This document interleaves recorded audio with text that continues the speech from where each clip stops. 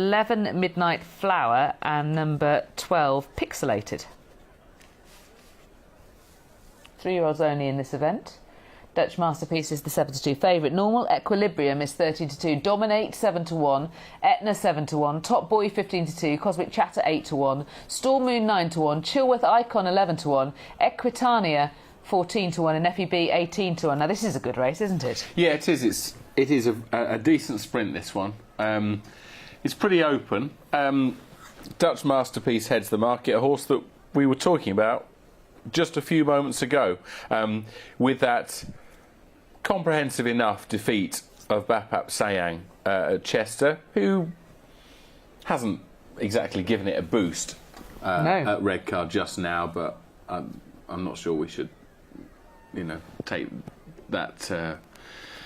We should be put off by that. I mean, he's a horse who is really progressive. A couple of fair runs this year at Newmarket and York prior to that win at Chester. He's gone up to the tune of £9 here, which is probably enough, I would have thought, but he's still got an upwardly mobile profile, so I'm not sure I'd have him.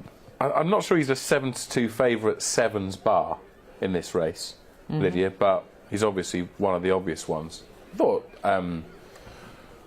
Normal Equilibrium had a decent chance in this. What do you make of his run last time at Sandown? Well, I thought it was okay. I mean,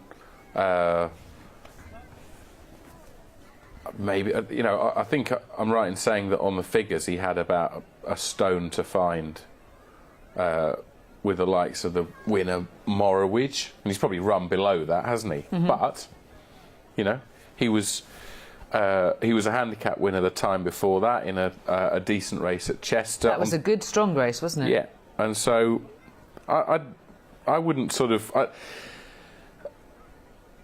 I wouldn't sort of beat him up on that defeat in a listed race there last week. I didn't think that was a particularly strong race, but it was still a step up in grade for him.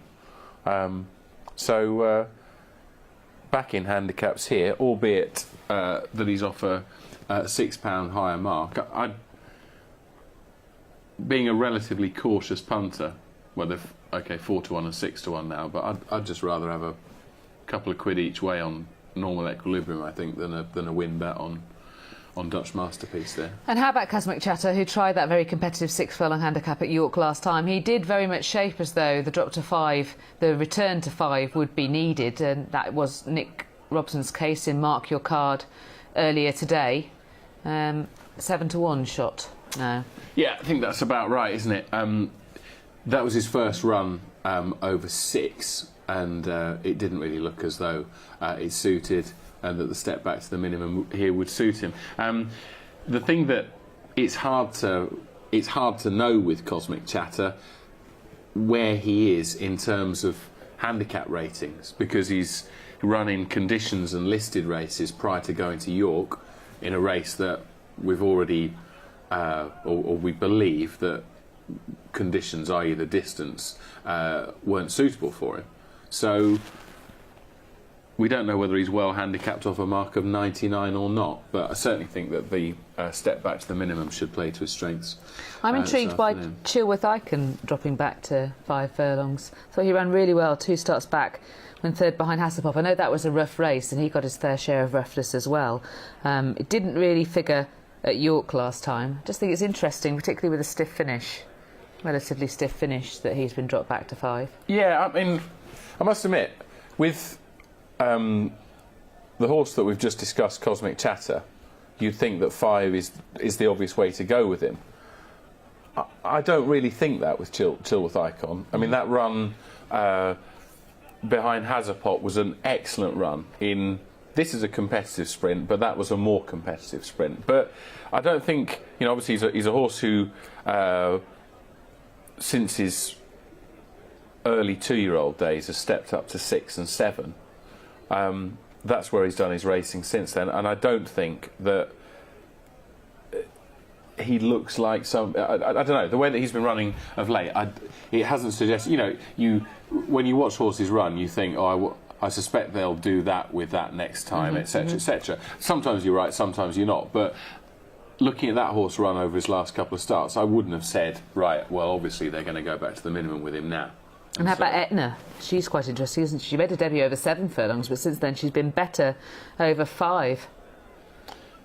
Yeah, well, I mean, that was her first run over 5, wasn't it, at Newcastle on Derby Day? As you say, prior to that, she'd run over 7 and 8. This is a much stronger race. She did look very speedy that day at Doncaster. I didn't see her at Newcastle, but it did look like the step up in trip was an odd move on the second start, and I think she'll probably thrive as a sprinter. This is a really good race.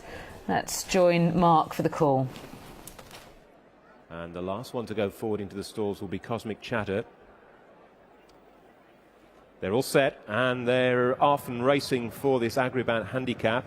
And Cosmic Chatter moved right coming out of the stalls and hampered Storm Moon. They go through the first furlong.